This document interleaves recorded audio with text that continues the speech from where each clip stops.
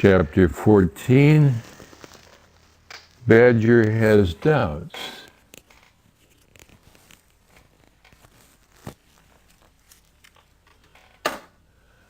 "Just one more visit," cried Mr. Fox. "I'll bet I'll know where that'll be," said the only small fox now left. He was the smallest fox of them all. "Where?" asked Badger. "Well," said the smallest fox, we've been to Bogus, and we've been to Bunce, but we haven't been to Bean. It must be Bean." "You are right," said Mr. Fox, "but what you don't know is which part of Bean's place we're about to visit." "Which?" they both said together. "Aha," said Mr. Fox, "just you wait and see." They were digging as they talked. The tunnel was going forward fast. Suddenly Badger said, "Doesn't this worry you just a tiny bit, Foxy?" "Worry me?" said Mr. Fox. "What?" "All this stealing?" Mr. Fox stopped digging and stared at Badger as though he had gone completely dotty. "My dear old furry frump," he said, "do you know anybody in the whole world who wouldn't swipe a few chickens if his children were starving to death?" There was a short silence while Badger thought deeply about this. "You are far too respectable," said Mr. Fox. "There's nothing wrong with being respectable," Badger said. "Look," said Mr. Fox, "Bogus and Bunce and Bean are out to kill us. You realize that, I hope." "I do, Foxy, I do indeed," said the gentle Badger. "But we're not going to stoop to their level. We don't want to kill them." "I should hope not, indeed," said Badger. "We wouldn't dream of it," said Mr. Fox. "We shall simply take a little food here and there to keep us and our families alive, right?" "I suppose we'll have to," said Badger. "If they want to be horrible, let them," said Mr. Fox. "We down here are decent, peace-loving people." Badger laid his head on one side and smiled at Mr. Fox. "Foxy," he said, "I love you." "Thank you," said Mr. Fox. "And now let's get on with digging." 5 minutes later, Badger's front paws hit against something flat and hard. "What on earth is this?" he said. "It looks like a solid stone wall." He and Mr. Fox scraped away the soil. It was a wall, but it was built of bricks, not stones. The wall was right in front of them, blocking their way. "Now, who in the world would build a wall under the ground?" asked Badger. "Very simple," said Mr. Fox. "It's the wall of an underground room. And, if I am not mistaken, it is exactly what I'm looking for." Chapter 15, Bean's Secret Cider Cellar. Mr. Fox examined the wall carefully. He saw that the cement between the bricks was old and crumbly, so he loosened the brick without much trouble and pulled it away. Suddenly, out from the hole where the brick had been, there popped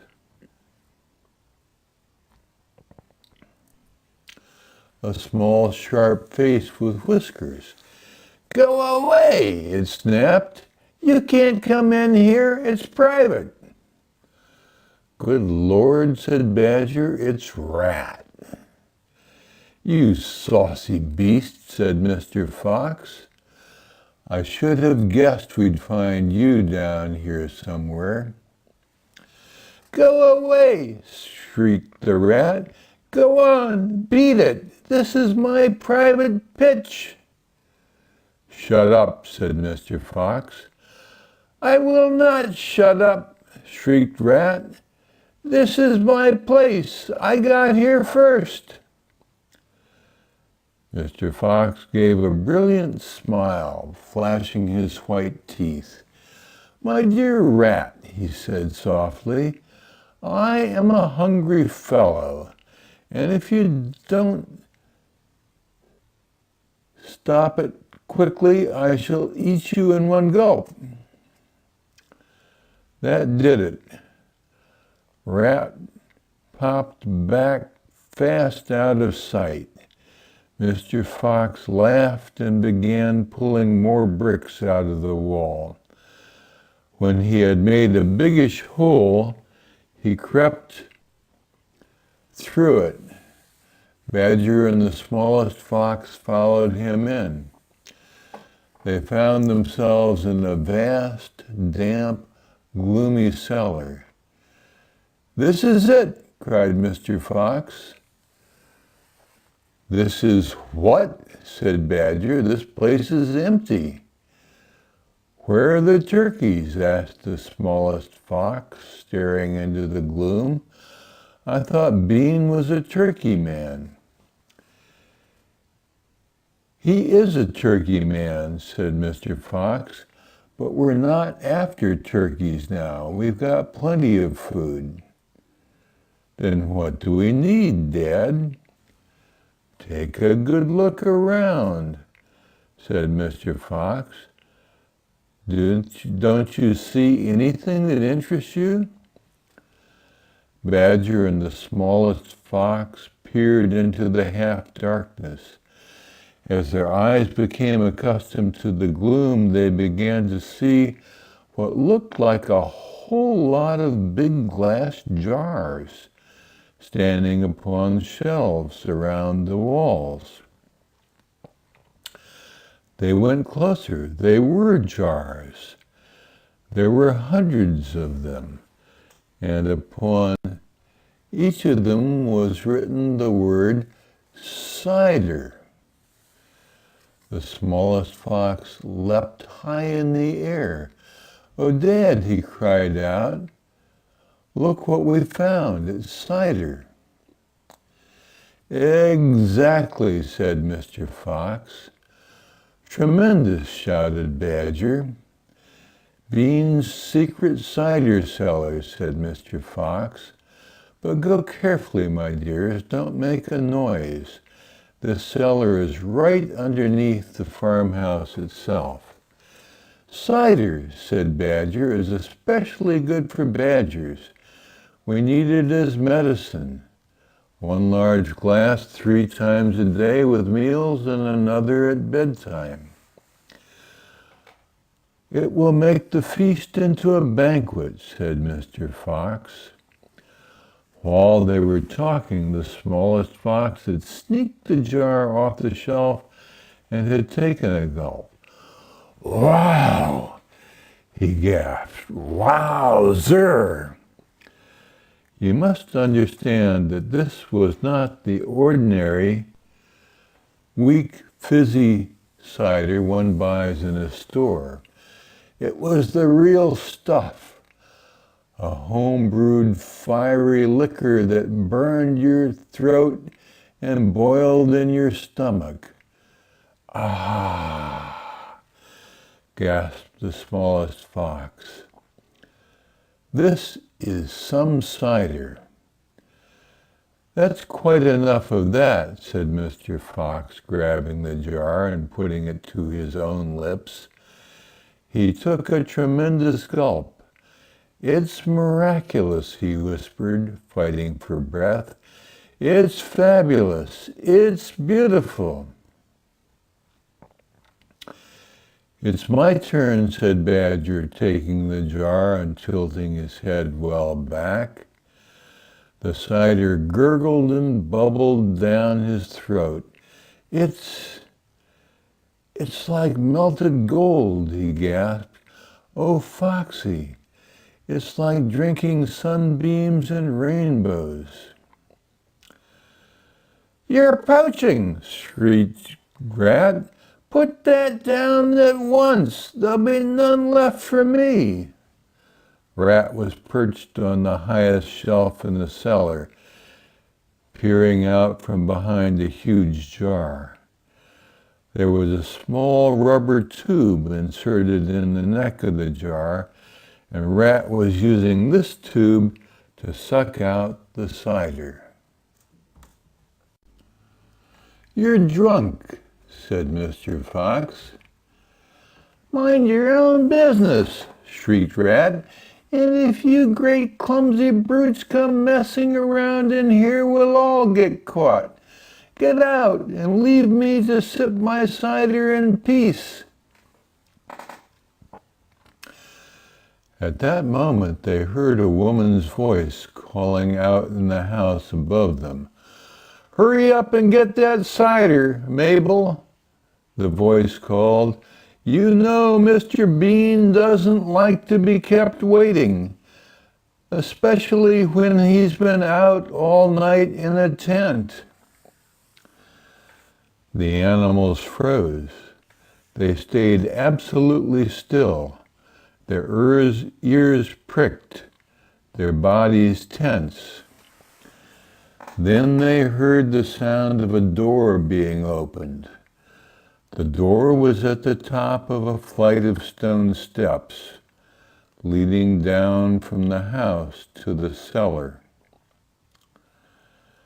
And now someone was starting to come down those steps. Chapter 16, The Woman. "Quick," said Mr. Fox, "hide." He and Badger and the smallest fox jumped up on the shelf and crouched behind a row of big cider jars. Peering around the jars, they saw a huge woman coming down into the cellar. At the foot of the steps, the woman paused, looking to right and left. Then she turned and headed straight for the place where Mr. Fox and Badger and the smallest fox were hiding. She stopped right in front of them. The only thing between her and them was a row of cider jars. She was so close, Mr. Fox could hear the sound of her breathing. Peeping through the crack between two bottles, he noticed that she was carrying a big rolling pin in one hand. "How many will he want this time, Mrs. Bean?" the woman shouted. And from the top of the steps, the other voice called back, "Bring up 2 or 3 jars." "He drank 4 yesterday, Mrs. Bean." "Yes, but he won't want that many today because he's not going to be up there more than a few hours longer. He says the fox is bound to make a run for it this morning. He can't possibly stay down that hole another day without food." The woman in the cellar reached out and lifted a jar of cider from the shelf. The jar she took was next but one to the jar behind which Mr. Fox was crouching. I'll be glad when the rotten brute is killed and strung up on the porch, she called out. And by the way, Mrs. Bean, your husband promised I could have the tail as a souvenir. The tail's been shot all to pieces, said the voice from upstairs. Didn't you know that? You mean it's ruined?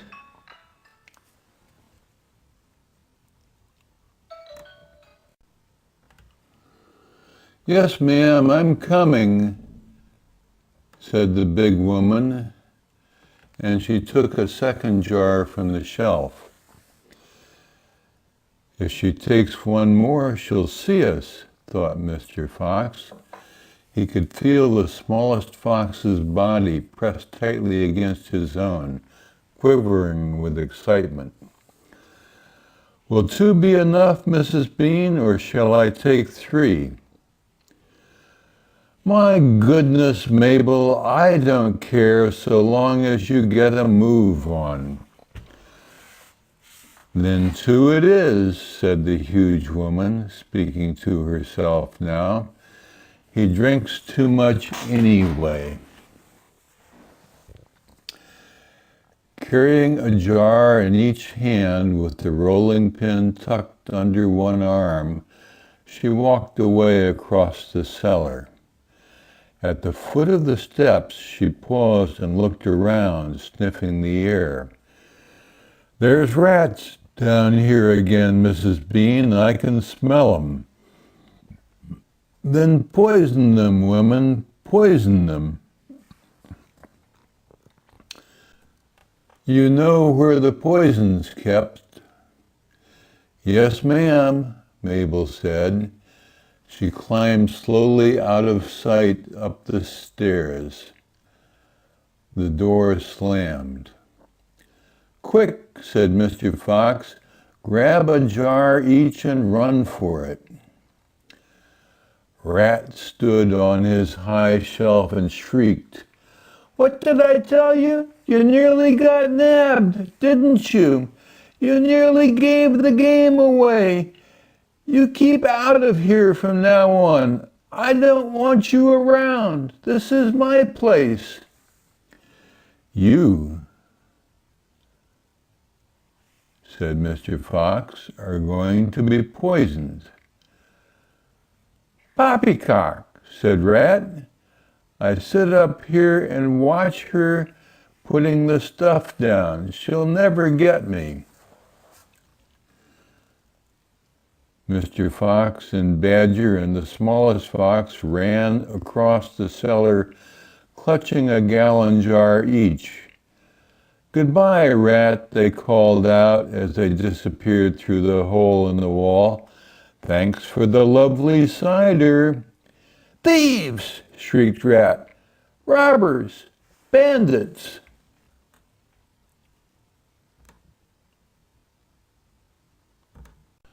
Burglars.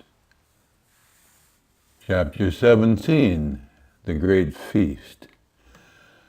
Back in the tunnel they paused so that Mr. Fox could brick up the hole in the wall. He was humming to himself as he put the bricks back in place. I can still taste that glorious cider, he said. What an impudent fellow Rat is. He has bad manners, Badger said. All rats have bad manners. I've never met a polite rat yet. And he drinks too much, said Mr. Fox, putting the last brick in place. There we are, now home to the feast. They grabbed their jars of cider and off they went. Mr. Fox was in front, and the smallest fox came next, and Badger last.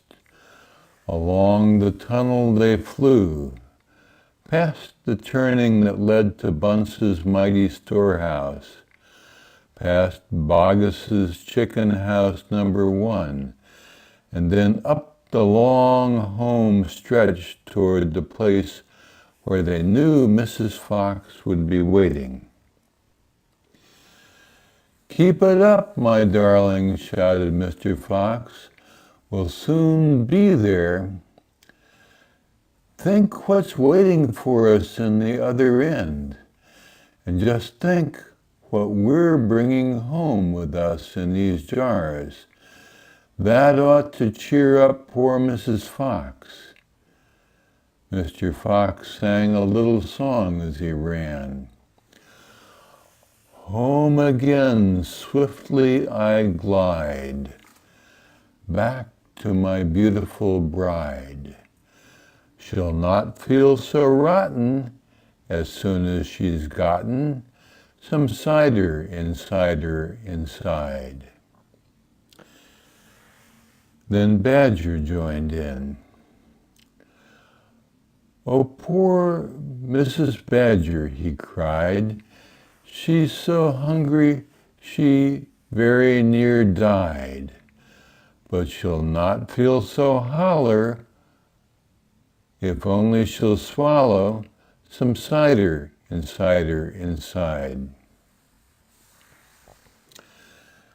They were singing as they rounded the final corner and burst in upon the most wonderful and amazing sight any of them had ever seen. The feast was just beginning. A large dining room had been hollowed out of the earth, and in the middle of it, seated around a huge table, were no less than 29 animals. They were Mrs. Fox and 3 small foxes, Mrs. Badger and 3 small badgers, Mole and Mrs. Mole and 4 small moles, Rabbit and Mrs. Rabbit and 5 small rabbits, Weasel and Mrs. Weasel and 6 small weasels. The table was covered with chickens and ducks and geese and hams and bacon, and everyone was tucking into the lovely food. "My darling," cried Mrs. Fox, jumping up and hugging Mr. Fox, "we couldn't wait. Please forgive us." And she hugged the smallest fox of all, and Mrs. Badger hugged Badger, and everyone hugged everyone else. Amid shouts of joy, the great jars of cider were placed upon the table, and Mr. Fox and Badger and the smallest fox sat down with the others. You must remember that no one had eaten a thing for several days. They were ravenous. So for a while there was no conversation at all. There was only the sound of crunching and chewing as the animals attacked the succulent food. At last Badger stood up. He raised his glass of cider and called out, "A toast! I want you all to stand and drink a toast to our dear friend who has saved our lives this day, Mr. Fox." "To Mr. Fox," they all shouted, standing up and raising their glasses. "To Mr. Fox, long may he live." Then Mrs. Fox got shyly to her feet and said, "I don't want to make a speech. I just want to say one thing, and it is this. My husband is a fantastic fox." Everyone clapped and cheered. Then Mr. Fox himself stood up. "This delicious meal," he began, and then he stopped. In the silence that followed, he let fly a tremendous belch. There was laughter and more clapping.